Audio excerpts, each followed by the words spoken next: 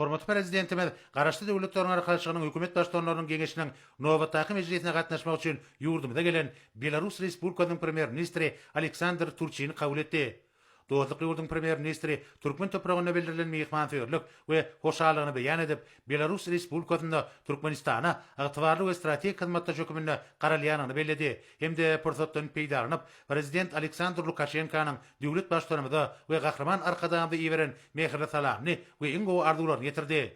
Hormatly prezidentimiz Belarus Respublikasynyň prezidentine iň gowy arzuwlaryny beýan edip, Aleksandr Turchini Türkmenistana gelmek barada çakylygy kabul edeni üçin minnetdarlyk bildirdi. Hemde onuň bugünkü mejlisiň işine gatnaşmagynyň Belarus Respublikasynyň garaşly döwletleriniň arkaçygynyň şäherlerindäki köp taraplaryň ýödary beýiklikli hyzmatdaşlygy mundan meýlekde puturandyrmaga agrarlydygyny suwut edýänini bellädi. Hormatly prezidentimiz beý mejlisiň jemleri boýunça kabul ediljek çözgütleriň arkaçy agda döwletleriň arasyndaky hyzmatdaşlygy puturandyrmaga, mehmanyň saparynyň bolsa iki ýurdun arasynda dostlukly gatnaşyklary has ösdürmäge täze itergi berjekdigine berk anan bildirdi.